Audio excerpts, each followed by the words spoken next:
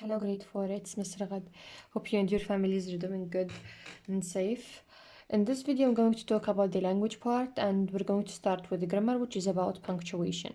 So, we know that punctuation is extremely important when we write, and we know also that punctuation helps us to know the kinds of sentences. Now, we're going to know how. I'm going to give you 4 examples about that, and we're going to other punctuations. Let's start with the first one. The first example said that trees provide shelter for many animals. So this sentence gives us information. So because of that, it is a statement, or we can call it declarative sentence. Statement or declarative sentence. And always these statements end with a period. So, if the sentence is giving you information, so this sentence is a statement and it ends with a period. The second example is, what do you know about redwood tree? So I'm asking a question and the question starts with what? So we should end the question with a question mark. What do you know about tree or about redwood tree? So it ends with a question mark. The third example is about exclamatory sentence. This tree is so huge. I'm expressing feeling of wonder about this tree. It is so huge. So this sentence is exclamatory and it should end with exclamation mark. And the last one is dig a hole to plant this tree. So I am giving a command for someone. I'm telling him to dig a hole. Okay? So it is a command or imperative. Okay, it ends with a period. So statement and the command ends with period, question with a question mark, and the exclamatory with exclamation mark. So I want you now to stop the video and go to page 307 and answer the questions. Then come back to watch the quotation mark. Now we're going to talk about the quotation marks and how to use the quotation marks. So if you are repeating someone's words, you have to put these words between quotation. Let's see the first example that we have here. Bill said, I don't know anything about trees. So what did he say? He said that I don't know anything about trees. So these are Bill's words. Okay, and the first step that you have to do is to separate between the person who said the quote and the quote itself, or the words. Okay, so how to separate them? By adding what? Comma. So this is the first step, by adding a comma to separate them. The second thing is to decide what is the kind of this sentence. So this sentence is giving us information about Bill. Look, I don't know anything about trees. So it gives us information about Bill that he doesn't know anything about trees. So it is a statement. And the statement ends with period. So the second step is to decide what is the kind of this sentence and add the proper punctuation. This sentence is a statement, so we should add period. Then the third step is that we're going to add the quotation mark for the quote itself. So where is the quote? Where is Bill's words? So this is what he said. I don't know anything about trees, so these are his words. So we should add the quotation marks at the beginning of the statements or his words, and at the end of his words. And remember that the period is inside the quotation. Okay, we open it and then we close it. Another example for quotation marks. Sam asked, do you know the way through the forest? So we're talking about what? About a question. So Sam asked a question. So let's repeat the steps. The first step is to separate the one who said the quote and the quote itself. So who said or who asked the question? Sam. So Sam asked, we're going to separate it from his words. So the first step is to add comma to separate the one who said the quote and the quote itself or the words. The second step is to decide what is the kind of the sentence. So because Sam asked, so it is a question, we should add a question mark at the end of the question. Then we're going to add the quotation marks at the beginning and the end of the words or Sam's words. The words are, do you know about the way through the forest? So we add the quotation mark at the beginning and another quotation mark at the end. So this is step number 3. Okay? Another example to make sure that we understand the quotation marks. Now, if the person or the one who said the words come at the end like this one, that is a gorgeous dress, Sarah exclaimed. So notice that Sarah exclaimed comes at the end, not at the beginning like this one and this one. First of all comes the words, her words, and then who said the sentence. So the first step is that we have to decide what is the kind of this sentence. So it is exclamatory sentence, and we have to put exclamation mark at the end of the sentence. We are expressing feeling, remember. That is a gorgeous dress. Exclamation mark at the end of this sentence. The second step is to add the quotation mark, around the quote or the words that Sarah said. So what did she say? She said that is a gorgeous dress. Okay, so these are her words. So the quotations around her words. Remember here we don't have to add comma to separate the one who said the quote and the quote itself, because we have the exclamation mark and it's doing the job of the comma here. Okay, so we don't have to add comma after the exclamation mark. It's wrong. Now let's go to another example.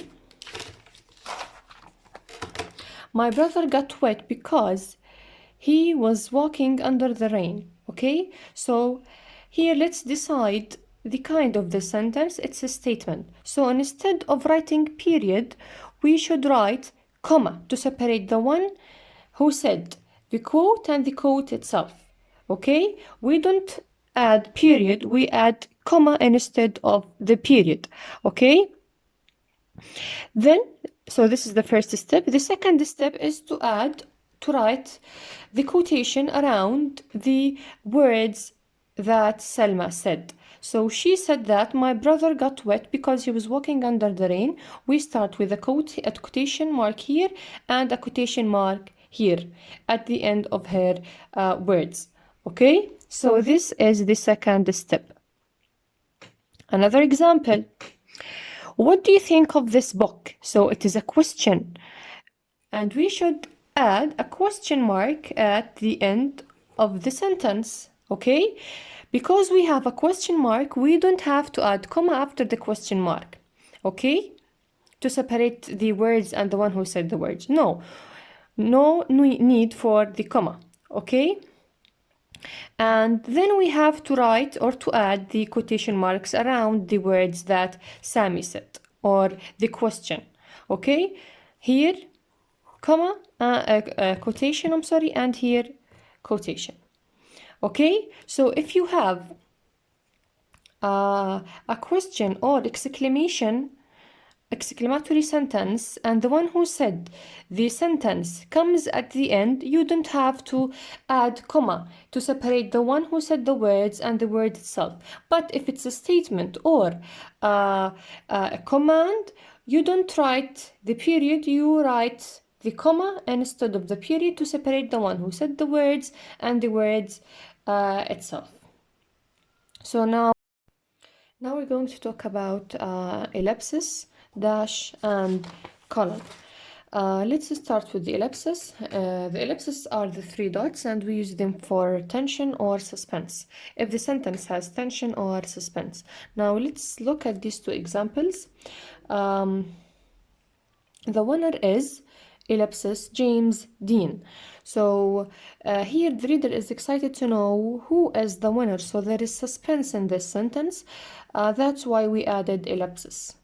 Now look at the second one. She opened the door, ellipsis, and saw, ellipsis, a ghost. So we added these two ellipses because there is tension in this sentence, and the reader wants to know what did she saw or what happened after she opened the door. So there is that kind of feeling, which is tension. There are other usages for ellipsis, but we want only to mention this one for now. Now let's move to the other punctuation, which is dash, and we use it for emphasis. If you have something special in the sentence, or you want to give it special importance, then you're going to add the dash after this part of the sentence. Look at this one. If you plan to submit a project, dash, you only have until Friday. So you only have until Friday. This is something important, or the writer gave it special importance. That's why we added the dash after project. Okay. Now the last one is colon. We use it to introduce related information or to introduce certain things. Look at this example. This year I want to visit 4 cities. So now we're going to mention them. After 4 cities, we added the colon because we're going to mention the 4 cities, which are Paris, London, New York, and Barcelona. So now we're going to talk about ordering adjectives. First of all, we know that the adjective describe a noun, and we have more than one kind of adjectives, like adjective of what kind, adjective of how many, and adjective of which one. We're going to explain each one of them, and we have examples of each one of them as well. Let's look at the first example. My mom made a big cake. So the first step that you have to do is to search for the adjective. The adjective in this sentence is big. And ask yourself, big describes what? Here, big describes the cake. So the cake is the noun. As we said, the adjective describes the noun. So my mom made a big cake. Okay?